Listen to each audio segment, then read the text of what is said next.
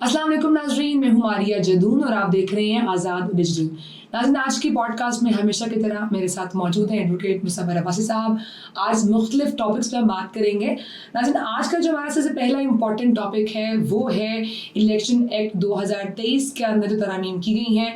मुख्तलिफ इसमें चीज़ें हैं, कुछ 3-4 मैं आज के पॉडकास्ट में डिस्कस करूँगी। इसके अलावा नाज़रीन, यौम तकबीर 28 मई काफ़ी अर्से बाद पहली बार एक पब्लिक हॉलीडे डिक्लेयर किया गया है। इसके ऊपर भी आज हम बात करेंगे, गवर्नमेंट को इतना वक्त क्यों लगा इस डे को पब्लिक हॉलीडे बनाने के लिए। नाज़रीन, आज का जो हमारा तीसरा टॉपिक है, आज हम बात करेंगे जो एक्सपेक्टेड इलेक्ट्रिसिटी के बिल्स हैं, उसके अंदर कहा जा रहा है कि वो ज़्यादा होने जा रहे हैं IMF की डील के बाद, और इसके ऊपर मज़ीद भी और कुछ टेक्निकलिटीज़ है वो भी आज के प्रोग्राम में आपके साथ हम शेयर करेंगे। आज का तीसरा और अहम टॉपिक, काफ़ी मायनाज और बड़े बिजनेसमैन है मलिक रियाज साहब ने ट्वीट किए जिसमें काफ़ी गिले शिकवे किए हैं। उस ट्वीट को अब्बासी साहब कैसे देखते हैं और किस तरीके से उसका पॉलिटिकल इम्पैक्ट हो सकता है, उस पर भी आज हम बात करेंगे। सर, बहुत शुक्रिया आज फिर आपने हमें टाइम दिया। सबसे पहली और अहम खबर जिस पर आज हम बात करें, डायरेक्टली कमिंग टू टॉपिक, जो हुकूमत की जानिब से इलेक्शन कमीशन ऑर्डिनेंस जारी किया गया, जिसमें उन्होंने जो है वो इलेक्शन एक्ट 2023 में कुछ तरमीम की हैं। पहली तरमीम जो की गई है वो ये है कि हाई कोर्ट के जो हाजिर सर्विस जज हैं उनके साथ रिटायर्ड जजेस भी इलेक्शन ट्रिब्यूनल के अंदर जो है उसका पार्ट बन सकते हैं। What's your take on it? ये आगे जाके बेनिफिट दे सकता है कि नहीं दे सकता? देखिए, जो गवर्नमेंट ने इलेक्शन एक्ट में तरमीम की है, तरमीम करना तो गवर्नमेंट के पास या पार्लियामेंट के पास राइट है, वो कर सकती है। अब हमने इसको इस तनाज़ुर में देखना है कि ये क्यों की गई। क्या जो हाजिर सर्विस जजेस थे जो पहले मौजूद थे तो वो क्या काफ़ी नहीं थे? क्या वो सर्विसेज प्रोवाइड नहीं कर पा रहे थे जो इदारे जो रिटायर्ड को साथ मिलाने के बाद की जाती हैं?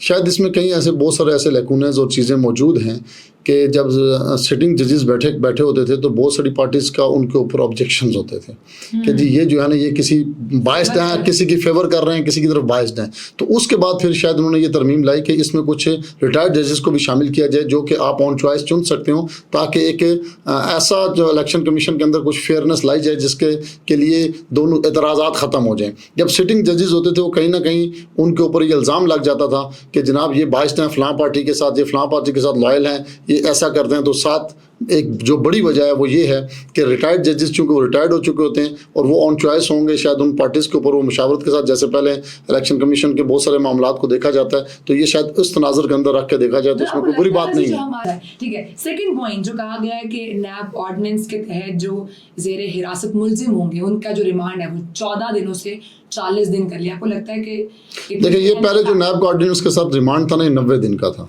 इसको तरमीम करके फिर 14 दिन पे लेके आ गए थे, अभी फिर उन्होंने 40 कर दिया। तो ये भी लॉ के अंदर तो अमेंडमेंट मौजूद है, ये कर सकते हैं। अब उसमें भी बहुत सारी टेक्निकलिटीज़ हैं कि 14 दिनों के अंदर शायद कवर ना हो सकती हूँ, क्योंकि नैब के अंदर मोस्टली ऐसे केसेस आते हैं जो बहुत सारे मनी ट्रेल और बहुत बड़ी फ्रॉड्स और लेन देन के मामलात के अंदर इन्वॉल्वमेंट होते हैं। तो उनके लिए शायद 14 दिन काफ़ी नहीं थे, क्योंकि बहुत सारी ट्रांजेक्शन होती हैं जिनको वेरीफाई करना पड़ता है। तो 40 डेज तो मैं भी उसके तनाजुर में रख के किया और ये गलत नहीं है। दोबारा ही आगे हाँ, देखें वो जब 14 दिन है तो 14 दिन से ज़्यादा फिर आप नहीं ले सकते थे। आपने 14 दिन के अंदर उस मुकदमे को यकसू करके कंप्लीट करना होता था, जो शायद काफ़ी ना हो तो उसको को देख के उन्होंने अभी 40 दिन कर दिया होगा कि इस दौरान जो है, क्योंकि ये नैब के अंदर बिलियंस ऑफ रुपीज़ के केसेस जाते हैं, तो उनकी ट्रांजेक्शंस को, उन चीज़ों को समेटने के लिए मिनिमम जो है ना टाइम इतना चाहिए, और इसकी वजह से लिया। और जो नैब अफसर की जानिब से अगर कोई डिसऑनेस्टी के ऊपर बेस्ड कोई अगर केस होता है या कोई रेफरेंस दायर होता है तो उनकी सजा जो है ना 5 साल से कम होती है 2 साल। ये बहुत बड़ी मैं समझता हूँ ज्यादती की गई है। देखें, एक शख्स के ऊपर अगर आप झूठा केस बनाता है कोई भी नैब का ऑफिसर, तो उसकी कब पहले सजा थी 5 साल, अब उसको 2 साल पे कर लेना, और जिस तकलीफ से वो शख्स गुजरता है जिस पे झूठे केसेस बनाए जाते हैं, वो बेशक 4 साल जलील होता रहे, 5 साल जलील होता रहे, सिस्टम के अंदर वो मजबूर हो, उसकी प्रॉपर्टीज़ को ये जो है ना वो क्या कहते हैं उसको कर लेते हैं, स्टॉप कर देते हैं, उसका नाम ECL में डाल देते हैं, उसके अकाउंट्स का ट्रांजेक्शन को सब ब्लॉक हो जाते हैं, सब कुछ हो जाता है। तो जो बंदा ये करेगा उसके लिए सिर्फ 2 साल, और जब 2 साल की सजा होती है तो मोस्टली वो बंदे को, मेरा नहीं ख्याल कि पाकिस्तान में 2-4 महीने के अंदर अंदर बेल भी मिल जाती है, आपकी कट जाती है, कट जाती है। तो ये मैं समझता हूँ कि ये नैब की ये माइंड सेट जो है ना, देखें ये एक ऐसा माइंड सेट है कि मैं समझता हूँ कि किसी के खिलाफ केसेस बनाने के लिए अब हर कोई दिलेरी से बनाएगा, यार क्या 2 साल की सजा है, वो भी काट कूट के तो इतनी हो जाएगी, अगर पकड़े भी गए। पहली बात है को पकड़ा नहीं जाएगा, पहले पकड़ा भी नहीं जाता। केसेस बनाते कौन है? हमेशा एक गवर्नमेंट आगे दूसरे अपने मुखालफिन के खिलाफ बनाती है, بہت ہی ریئر. آج تک اب نیب کی ہسٹری اٹھا کے دیکھ لیں, بہت ہی نامینل سے کیسز ہوں گے جو پبلک چیٹنگ کے آئے ہوں گے. کتنے پرسنٹ ہیں, ان کی تعداد چیک کر لیں. موسٹلی کیسز کس ہیں, ایک گورنمنٹ کے, اس نے دوسرے پہ بنائے, دوسرے نے دوسرے پہ بنائے. تو اس کی وکٹمائزیشن ان کو دلیر کرنے کے لیے نیب کو یہ ایک زیادتی کا کام کیا گیا جو نہیں ہونا چاہیے تھا. یہ گورنمنٹ کہتی تھی کہ نیب کو اتنا امپاور کیا گیا اور یہ وہ, تو آپ پھر خود کیوں اتنا امپاور کریں؟ یہ دیکھیں, یہی وہ بدبختی ہے جو ان سیاستدانوں کو, پولیٹیشینس کو سمجھ نہیں آتی. جب یہ اقتدار کی کرسی پہ بیٹھ جاتے ہیں تو ان کا دماغ بہت زیادہ اوپر چلا جاتا ہے, لیکن جب یہ اقتدار سے کرسی سے جیلوں میں پہنچتے ہیں تو پھر ان کو یاد آتی ہے ہم نے غلطی کی, لیکن پھر جب یہ واپس کرسیوں پہ آتے ہیں پھر وہی غلطی کرتے ہیں. اور یہ پچھلے 75 سالوں سے یہ غلطیاں کر رہے ہیں. یہی حکومت کہتی رہی ہے کہ نیب کو, یہ آج 5 سالوں سے نہیں, یہ شروع سے ایسا ہی چل رہا ہے. جس بھی جو بھی ڈپارٹمنٹ بنایا گیا پاکستان کے اندر, جس کا کام تھا کہ وہ فیئر ٹرائل کر کے ایسے کرپشن کو جو ہے نا وہ پکڑے گا. آپ اس کی ریکوری دیکھ لیں, کیا نیب کی کیا ریکوری ہے؟ جتنے نواب کے پاس 100 کیسز آئے تو ریکوری کیا ہے؟ الٹا کچھ بھی نہیں ہے. ایگزیکٹلی. سو یہ تو اس پہ چلے, اب ہم دیکھتے ہیں کہ اس سے کیا آگے آنے دن میں کیا بینیفٹ ہو سکتا ہے. حکومت کو ترمیم کے پیچھے کیا مائنڈ سیٹ تھا. دوسری اہم جو امپورٹنٹ نیوز ہے, اتنی امپورٹنٹ بھی نہیں ہے لیکن چلے آج ہم ڈسکس کر لیتے ہیں. یوم تکبیر 1998 28 مئی, کافی عرصے بعد ایک آج پبلک ہالیڈے جو ہے وہ منائی جا رہی ہے. سو آپ کو کیا لگتا ہے یہ موو کیوں کیا گورنمنٹ نے؟ کیا یہ بتانے کے لیے کہ ہم نے ہی کیا تھا, ڈکلیئر کرنے کے لیے؟ یہ پہلی تو بات ہے کہ یوم تکبیر ہمیں اسی دن سے بنانا چاہیے تھا جس دن ہم نے ایٹم بم کا جو ہے نا کامیاب تجربہ کیا تھا. مسئلہ صرف یہ آ جاتا ہے کہ ہم نے جس مقصد کے لیے ایٹم بم بنا کے پوری دنیا کو دکھایا تھا, ہم اس میں کامیاب نہیں ہو سکے. ہم ایک غلام کے غلام قوم رہ گئے. ہم آج مقروض ہو گئے. ہم پوری دنیا کے آگے کشکول لے کے گھوم رہے ہیں, اور ہم ایٹم بم بنانے کے جو ہمارے مقاصد تھے کہ ہم ایک اسلامک ملک, پہلا ملک ہے جس نے ایٹم بم بنایا, بدقسمتی سے ہم وہ تمام کے تمام ٹارگٹ اچیو نہیں کر سکے. ایک ایٹم بم صرف دکھانے کے لیے رہ گیا, اور کچھ ہمارے پاس اس کی جو وہ دنیا میں پاور تھی وہ نہیں رہی. اب اس کا یوم تکبیر اتنے عرصے بعد آ کے بنانا, اناؤنس کرنا, سر دست تو یہی لگتا ہے 26 سال لگ گئے. سر دست تو یہ کریڈٹ گوز کہ جی ہم نے کیا تھا تو اب اس کو کر دیں کہ اگلی گورنمنٹ آگے اس کو ختم نہ کر دے. حد تک ہے. لیکن آپ مجھے بتائیں, آپ کو نہیں لگتا کہ اب چونکہ ڈائنامکس بدل چکے ہیں, اب انفارمیشن اس کو ہم 5th جنریشن وار بھی کہتے ہیں, تو اب اس دور میں اب جو نیا ایرا آ چکا ہے اس میں اس طرح کی کامیابیاں کچھ بینیفٹ دیں گی ہمیں, جیسے کہہ رہے ہیں کہ اگر دیکھیں بینیفٹ لینا چاہیے, بینیفٹ لینے والا لے سکتا ہے. میں نے پہلے کہہ دیا کہ ہم اس سٹیج پہ کھڑے ہیں کہ ہم اس وقت بینیفٹ کسی سے لے نہیں سکتے. ہمارا ملک اس سٹیج پہ پہنچ چکا ہے کہ ہم کشکول لے کے پوری دنیا میں گھوم رہے ہیں. بینیفٹ لینے کے لیے برابری کی سطح چاہیے ہوتی ہے. ہم اس وقت دنیا میں کہیں پر بھی برابری کی سطح پر نہیں ہیں, ہم بہت پیچھے ہیں. تو پہلے آپ اپنے آپ کو سطح پر لے کے جائیں گے تو کسی کے ساتھ برابری پہ بات کریں گے نا, بینیفٹ لینے کی. جب آپ خود ہی ایک کشکول لے کے جائیں گے تو پھر آپ ریکویسٹ کے انداز میں جاتے ہیں, بینیفٹ لینے کے انداز میں نہیں جاتے. کیپنگ دا کرنٹ سینیریو, مجھے لگتا ہے, یہ میرا پرسنل اوپینین, آپ اس میں مجھے گائیڈ بھی کر سکتے ہیں, کہ اب ہمیں اپنے آپ کو امپروو کرنا پڑے گا اس سیکٹر سے نکل کے شاید IT سیکٹر میں. شاید نہیں, بہت ضروری. ہم بہت پیچھے ہیں ٹیکنالوجی میں بھی. آپ جس خطے میں بیٹھ کے جن کو آنکھیں دکھا رہے ہیں نا, ان کی اب IT سیکٹر دیکھ لیں کہاں پہنچ چکا ہے, اور آپ دیکھ لیں, اور آپ کے پورے ملک کے اندر سافٹ ویئر پارک کتنے ہیں بتائیں جی مجھے. آپ کے ارد گرد پڑوسوں میں نظر ڈال دیں کہ کتنے سافٹ ویئر پارکس بن چکے ہیں.